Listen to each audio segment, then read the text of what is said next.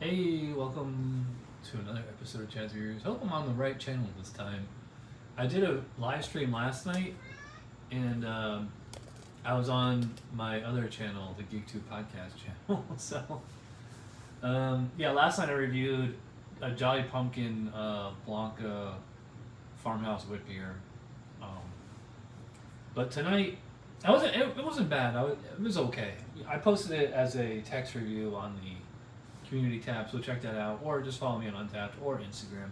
You'll see it there. But tonight we get a classic sour beer. I'm not a huge fan of American sours, but I do like the old-fashioned classic Belgian sours, the ones that are like naturally sour. And this one's one of the granddaddy of them all. Rodenbach Classic Belgian Sour Ale, oak aged, 5.2 ABV. Nice 500 ml can. Nice to see the Europeans canning again, like the old engine oil that was in a can. They make their cans different than how we do here, but yeah, nice 500 ml, 16.9 ounce can. I actually think Flanders Red is probably my favorite style of the classic sours. You know, I printed out the new 2021 BJCP guidelines. So for Flanders Red, overall impression: a sour and fruity, oak-aged reddish brown Belgian style ale with support of toasty malt flavors and fruit complexity. The dry tannic finish supports the suggestion of a vintage red wine. I think I reviewed this a couple years ago when I was going through the BJCP style guidelines. Maybe I should do that again, or I should do like live tastings, like have it like as a class, you know. Maybe we should do that. So anyway, yeah, classic red, maroon, burgundy color. You know, it is a little hazy. That might be chill haze, or let's see. Appearance: deep red, burgundy to reddish brown in color. Good clarity. White to very pale tan head. Average to good head retention. Really? All right. Well, I might say more about this particular can. I mean, this is one of the progenitors of the style they listed among the commercial examples. So that's probably just chill haze. We'll see if it clears up as it warms. Yeah, and the head did fizzle out there. You don't tend to get heads that hold on sour beers unless they like throw like a crap ton of wheat in them.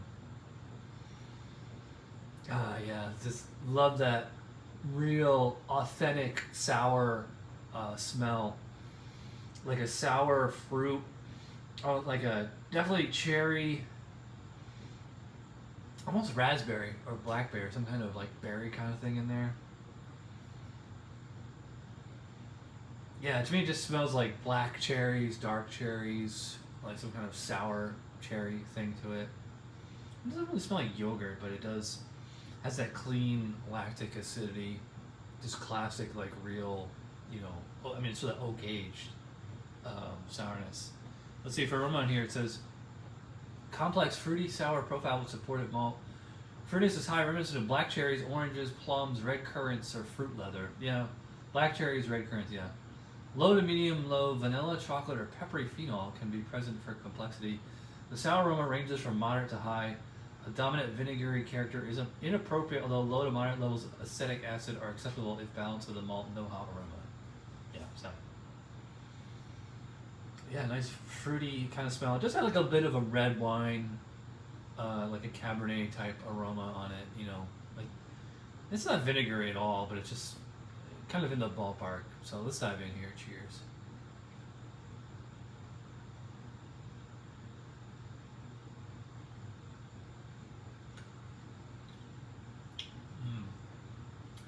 It definitely tastes more fruity than it smells. I will say that. Yeah, just same thing as red currants, yes, black cherry. I do pick up a little bit of like almost like a bready note. And they mentioned a vanilla in the aroma as possible. There is some kind of like a little bit of a malty sweetness in there. Again, this is not a huge beer. It was 5.2, right? 5.2, yeah, 5.2 ABV. So it's not like a super bread, super malt bomb like a 𝓑𝓻𝓮𝓀𝓮𝓲𝓷 or something like that.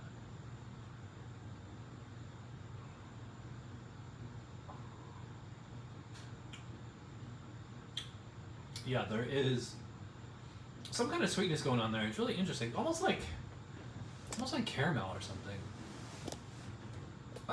But yeah, it's mostly a fruity sensation, almost like a fruit cake, or like you ever had like cranberry bread for Thanksgiving? We used to have that at Thanksgiving when I was a kid. I haven't had that in a long time. A little bit of like, yeah, almost like a cranberry bread. Because like cranberry is in red currants like that, those like real tart berry kind of fruit notes. I forget to mention the sourness on here. The sourness is pretty tame. I think the Jolly Pumpkin I had last night, I think that is, I don't know for sure, but I suspect that's like a kettle sour. And this is a all natural sour, as far as I know. So, just not huge sourness on this one.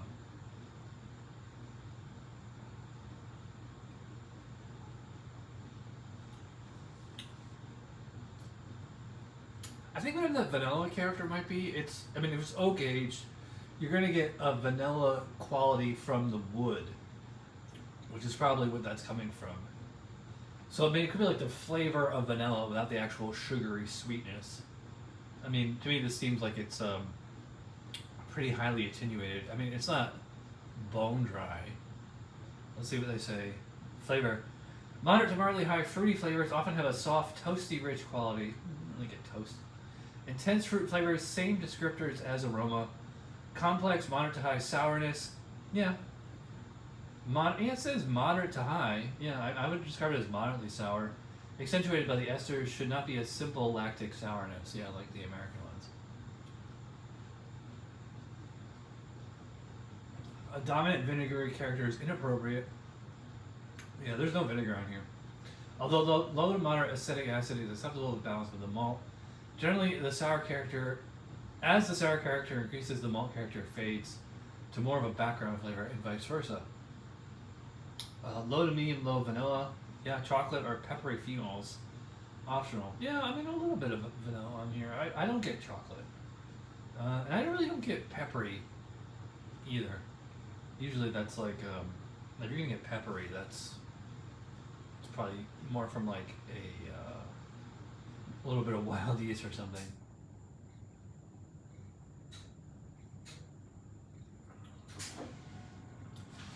Let's finish this up here. Loaded, medium, low.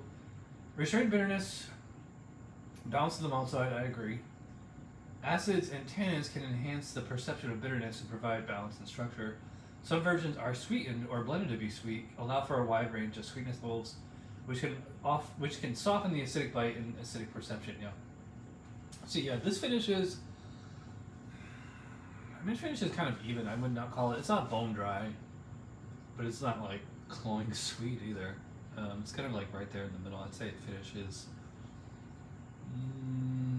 a little more dry than sweet, but it's kind of like not 50-50. It's more like 49-51. Mouthfeel, medium body, often enhanced by tannins, low to medium carbonation. Yeah, I agree with that. Yeah, I probably put this medium body, and yeah, fairly low carbonation, which usually, like lower carbonation tends to make the beer feel like watery almost. Low to medium astringency, often with a prickly acidity. Yeah, it's really not that sour. Like on a scale of 1 to 10 of sourness in here is like 4.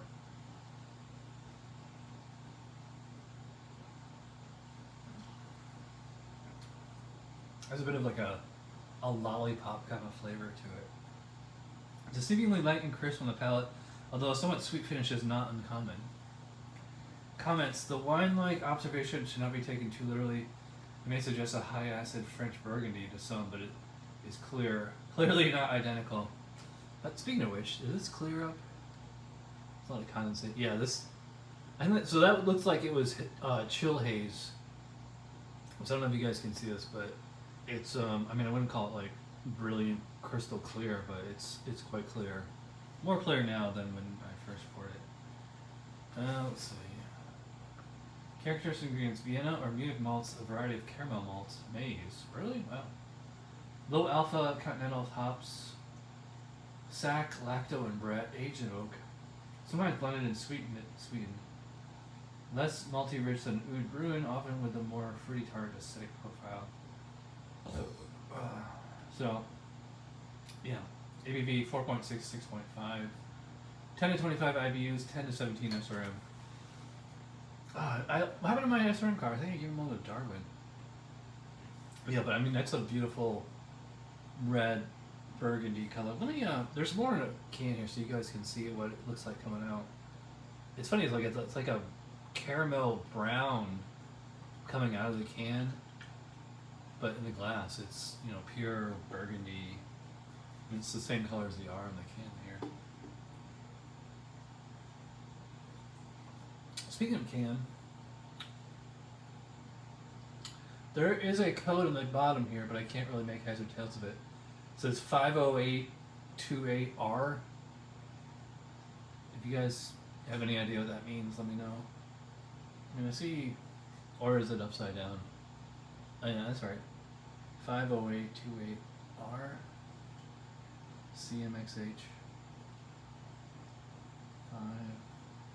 Maybe that's May 8th, 2028, like best before date.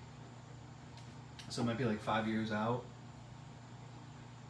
That doesn't make sense. But anyway, I'm going super long here, coming up on 12 minutes. I haven't even rated it yet. I will say it's good, but it's not quite as good as I remember. It's not as sour as I prefer. I feel like the mouthfeel, the body is missing like a little. It seems a little flat and watery to me. Just a little. I do appreciate the sweetness though. This would be a great starter sour. Somebody that's like really not big into sour. It's also a good beer for your wine drinking friends, especially like red wine. Although they might be put off by the sourness because you're not supposed to have sourness in wine. I just noticed that there's a description on the can here. Yeah, it's too long. I don't want to read it. Anyway, so as far as rating, I went kind of low on the Jolly Pumpkin last night. I might give this one a little bit more credit because I mean it's an example of the style. I give the Jolly Pumpkin a 3 1/4. I'm gonna give this a 3.5 out of 5. It's good, but it's not great.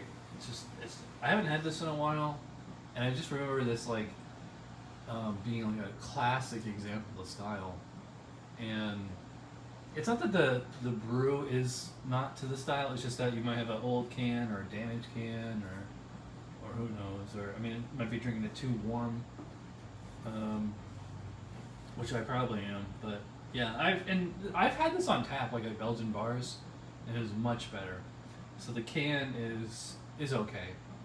All right, so I'm going super long. Thanks for watching. I will see you guys whenever. All right.